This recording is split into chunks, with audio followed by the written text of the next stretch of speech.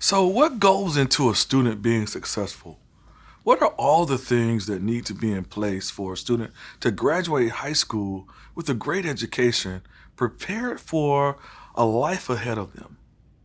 In my work with teachers and education students, we often talk about so called achievement gaps. The differences in test scores between students from different groups. When I talk with folks about these big national differences, I find that as teachers can readily identify that these achievement gaps are caused by opportunity gaps.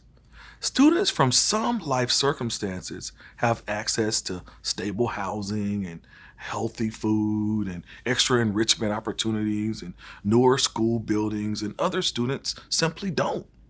And these differences in opportunity explain differences in educational outcomes. But when I talk with those same folks about individual students in individual schools, I often find that these teachers use a different set of reasoning.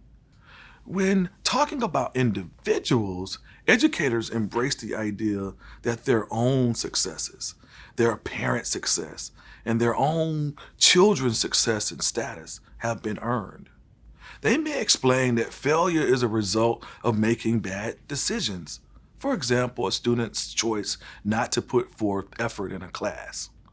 Many educators reason that their own success is merited because they've worked hard. They've followed the law, they've had the ability, and they've made the right choices and decisions.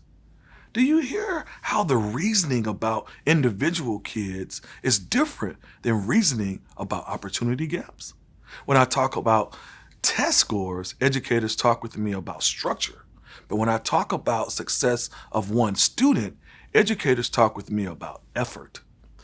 These differences, these different approaches to thinking about success lead to different ways of treating students.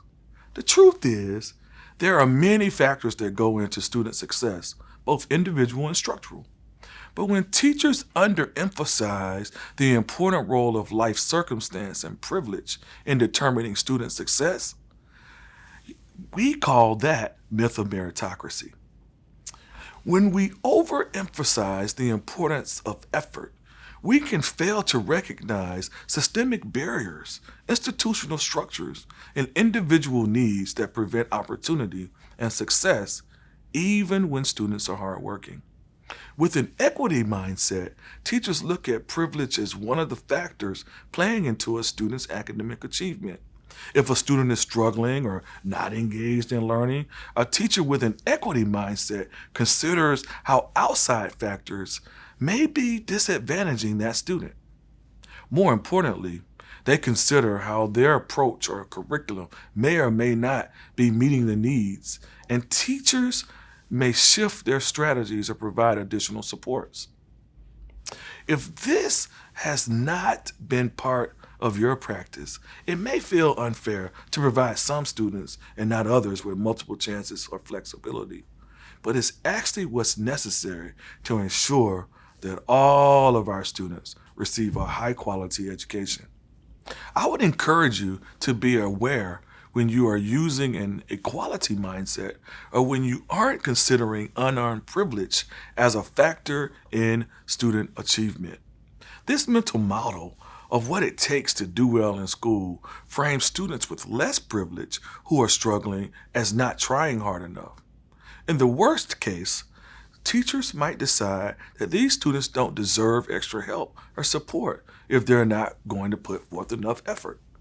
So as you think about the student success, I would encourage you to see a fair classroom not as one where every student receives the exact same support and attention, but where every single student receives the support and attention they individually need. And I would encourage you to make sources of inequality a subject of study in your classrooms. When teachers construct learning opportunities that help students understand inequity, it can help students transform their lives to circumvent poverty and low-paying positions and careers in society.